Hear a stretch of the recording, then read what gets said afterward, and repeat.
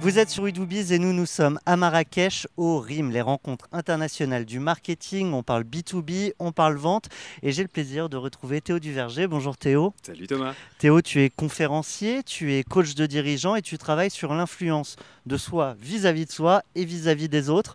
Exactement. Tu nous as fait une conférence brillante tout à l'heure. C'est gentil. Et donc, si j'ai bien compris cette conférence, me voilà habillé en short, tandis que tu es plutôt en jean.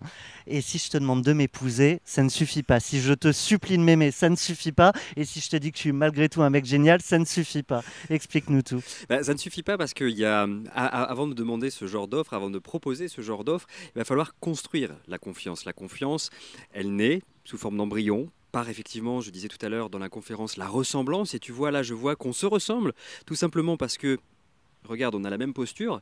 C'est le micro orange. C'est le micro orange, mais pas que, tu vois, ce n'est pas uniquement le short, c'est la façon dont on se tient. On est tous les deux accoudés, on est à une posture qui est similaire. Une fois qu'on va commencer à se ressembler comme ça, il va falloir que tu me dragues un petit peu.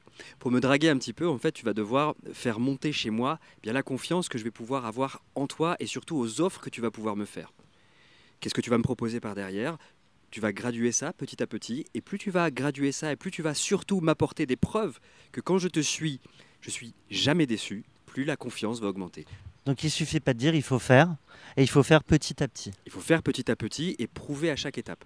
L'idée, c'est vraiment de se dire, la confiance est fondée sur plusieurs éléments, mais deux éléments sont moteurs. C'est la constance, donc la constance entre la promesse que tu vas me faire et moi, l'expérience, si tu veux, systématique de la promesse. Et puis, cette prévisibilité que je vais pouvoir avoir. La prévisibilité, c'est quoi ? C'est je sais que, quoi qu'il arrive, n'importe quel type d'expérience que je vais faire avec Thomas va bien se passer. Tu parles de preuve sociale. Oui. C'est ça.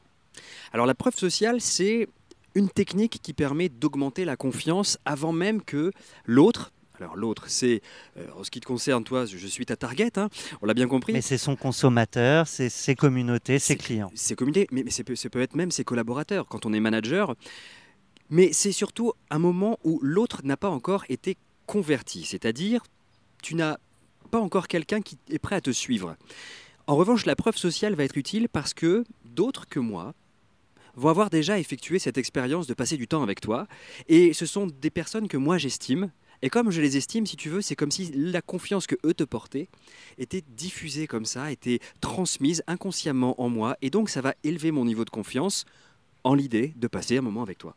Tu donnais l'exemple d'Amazon, Oui. qu'on utilise finalement très peu, nous les entreprises, or c'est un vrai sujet. Amazon, tu vois, ils utilisent particulièrement bien la preuve sociale. Amazon, je suis le premier à me ruiner chez Amazon simplement parce que systématiquement, à chaque fois que tu mets un produit dans le panier chez Amazon, ils te disent cette petite phrase magique et ils te montrent la majorité des gens qui ont acheté ce produit ont aussi acheté ce produit-là. Et le fait qu'ils te disent ça, toi, tu as envie de faire partie de cette communauté des autres, ça t'influence, on est en pleine preuve sociale et donc tu vas acheter un produit supplémentaire. Je fais une aparté, tu as pris la parole sur scène, on a beaucoup de dirigeants qui nous regardent, qui sont amenés à un moment à créer la confiance avec un public face à eux. C'est pas que des preuves, c'est aussi une posture. Est-ce que tu as quelques conseils de prise de parole à partager avec nous ? Mais la posture, en fait, on va dire, c'est intéressant parce que c'est le même principe, c'est le même concept que lorsqu'on fait, par exemple, des cartes d'empathie. Les cartes d'empathie, c'est un principe marketing, pour le rappeler très rapidement, qui dit que quand on a envie de lancer un produit, eh bien on va s'intéresser à l'avatar client, c'est-à-dire la personne chez qui ce produit va être impactant. Eh bien, en tant que dirigeant, il faut se poser cette même question. Qui est mon avatar client, entre guillemets mes collaborateurs ?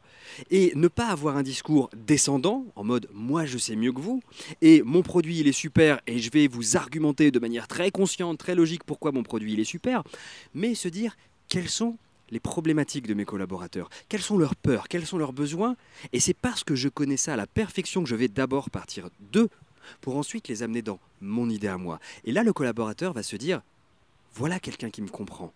S'il me comprend, c'est qu'il doit s'être mis à ma place à un moment donné. Et moi, en tant que collaborateur, je vais inconsciemment baisser les barrières que je pourrais mettre à cette autre personne, ce dirigeant qui pourrait être perçu comme loin de moi.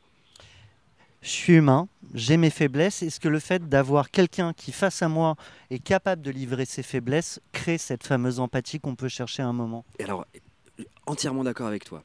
Tu vois, par exemple, dans le monde de la conférence d'entreprise, souvent, ce qu'on voit, ce sont des super-héros. On voit des super-héros qui te racontent leurs plus grands exploits. Et toi, quand tu es spectateur, tu te dis waouh, C'est pas pour moi. c'est pas pour moi. C'est pas pour moi. L'idée, c'est que quand ils font ce genre de conférence, ils doivent te montrer à quel point eux aussi, pardon, hein, mais en ont chié. Eux aussi ont été des gros losers. Parce que, oui, on est humain, on est des gros losers, mais on est des gros losers qui ont peut-être un facteur supplémentaire qui est bah, je continue, et j'améliore le process. Moi, je continue vers la conclusion de cette interview. C'était un plaisir de t'avoir avec nous, Partagez. Théo Duverger. Je recommande à tous ceux qui nous suivent de suivre tes conférences. Merci. C'était vraiment brillant. Merci beaucoup, merci pour l'accueil. Merci à toi. Et nous, on poursuit dans les coulisses du RIM, des RIM, avec vous dans quelques instants. Merci à tous.